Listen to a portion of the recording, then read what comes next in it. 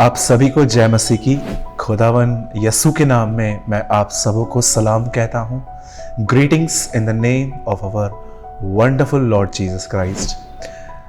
जैसे कि आप सभी जानते हैं कि हमने एक अनाउंसमेंट की थी कि हर 15 दिन में हम जवानों के लिए एक वीडियो डालेंगे। मैंने इससे पहले भी एक वीडियो डाला था यूसुफ के जीवन के ऊपर कि कैसे उन परीक्षाओं में वो परमेश्वर के साथ चलता रहा।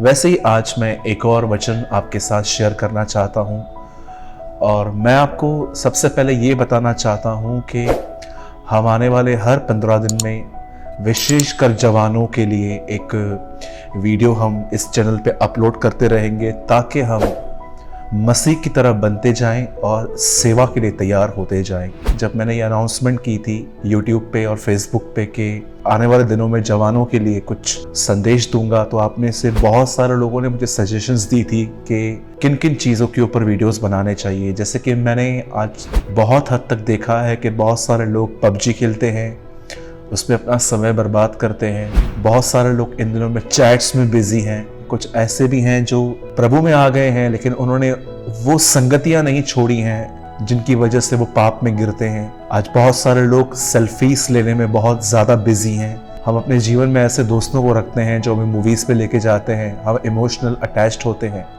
मैं नहीं कहता हूँ कि आप में से किसी को भी उनसे दोस्ती तोड़ने की ज़रूरत है, बट आपको ये बात समझनी है कि आप अब वैसे नहीं जी सकते जैसे कि आप जी रहे हैं।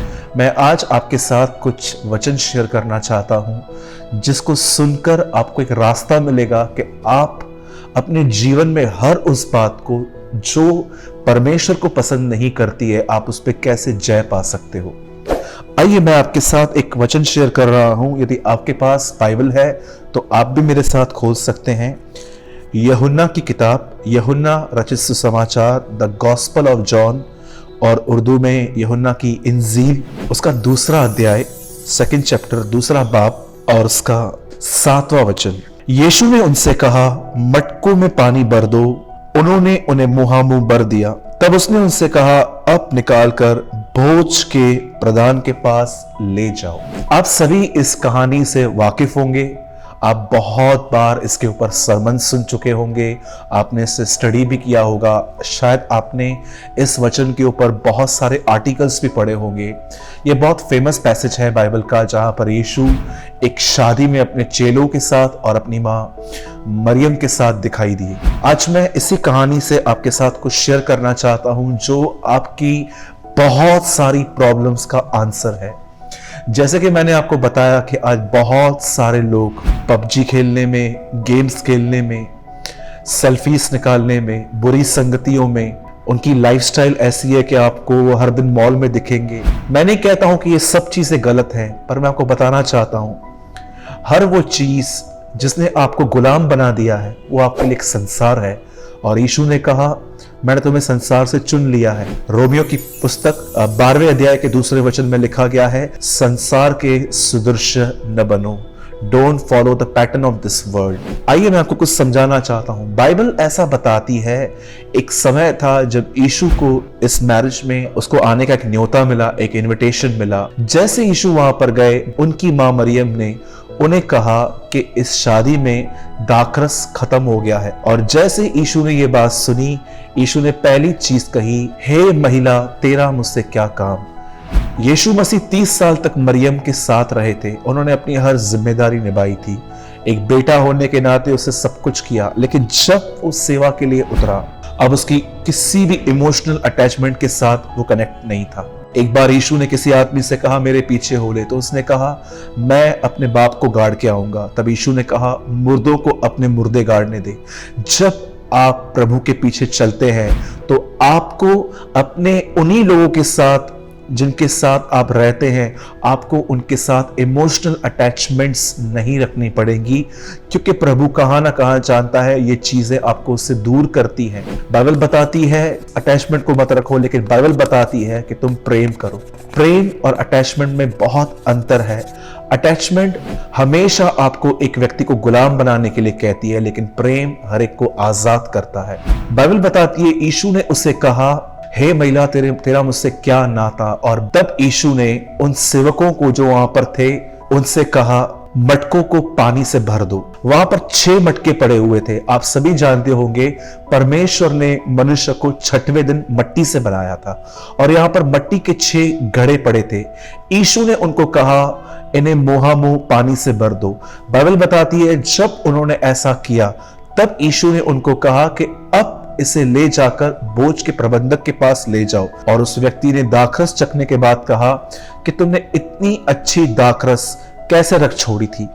मेरे भाइयों, मेरी बहनों, आप में से जितने भी जवान इस समय मुझे सुन रहे हैं, मैं आप में से हर एक से एक सवाल पूछना चाहता हूं।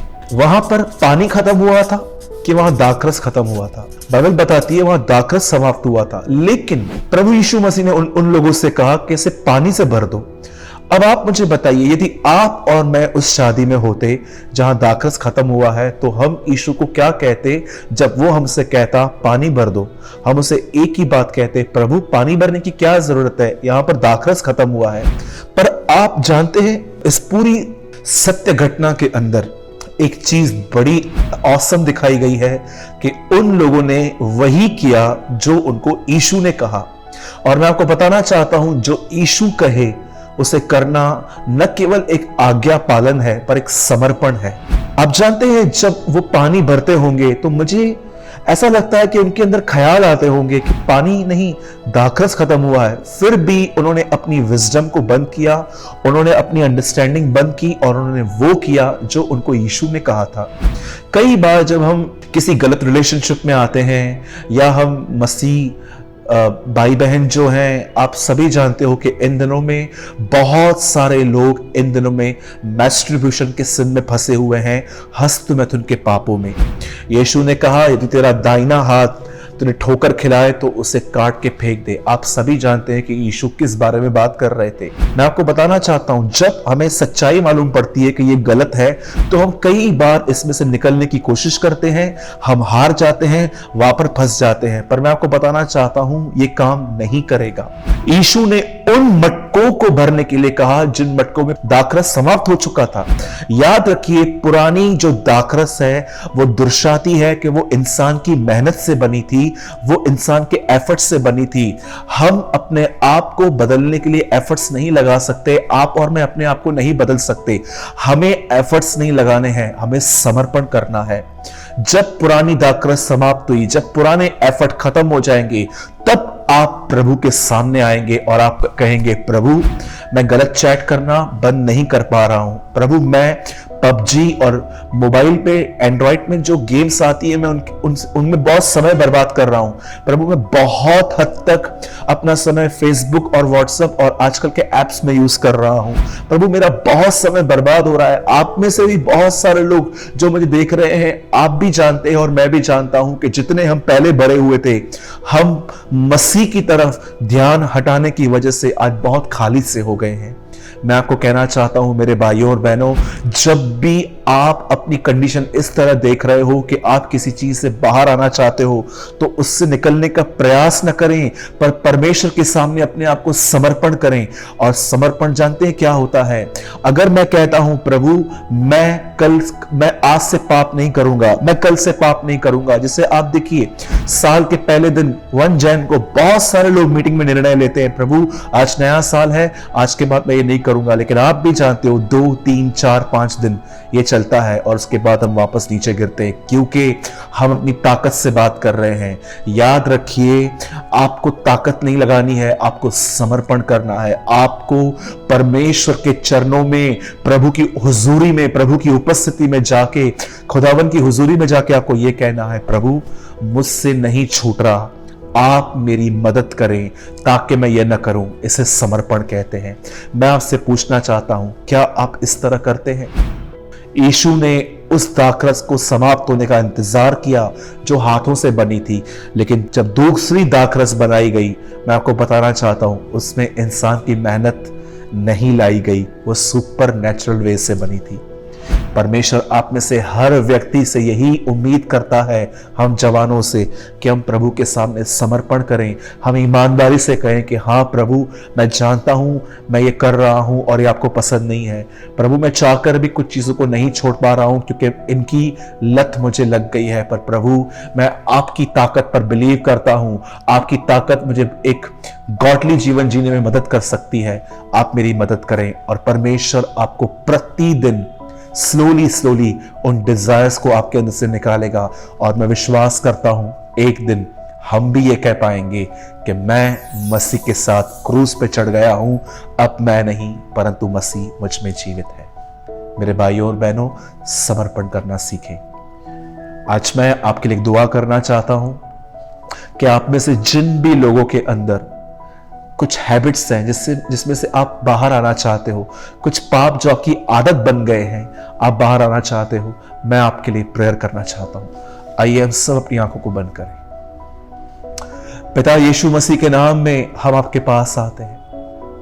प्रभु, आज मैं अपने प्यारे भाई बहनों के लिए और अपने लिए आपसे मांगता हूं। प्रभु, कई बार हम फोटोज निकालने में, गेम्स खेलने में, एंटरटेनमेंट वर्ल्ड में प्रभु इतने व्यस्त हो जाते हैं कि हम ये भूल जाते हैं कि हमारी एक बुलाहट है और हम दुनिया की तरह नहीं जी सकते। मैं प्रार्थना करता हूं प्रभु, हम में से हमारे अंदर जो भी बंधन है, अंधकार है, बुरी आत्माओं के काम है, उनमें से हमें आजाद कर, हमें छुड़ा ले और प्रभु हमें अपनी तरह बना, तेरे पीछे चलना हमें सिखा। हम तुझसे ये दुआ करते हैं, मेरे हर प्यारे भाई और बहन को भर दे प्रभु, उन्हें छू ले जो इस समय इस वीडियो को देख रहे हैं। हम तुझे सारी महिमा और आदर देते हैं प्रभु, विश्वास करते हैं आपने हमारी दुआ को सुना। यीशु के नाम में हम दुआ मांगते हैं, आमीन।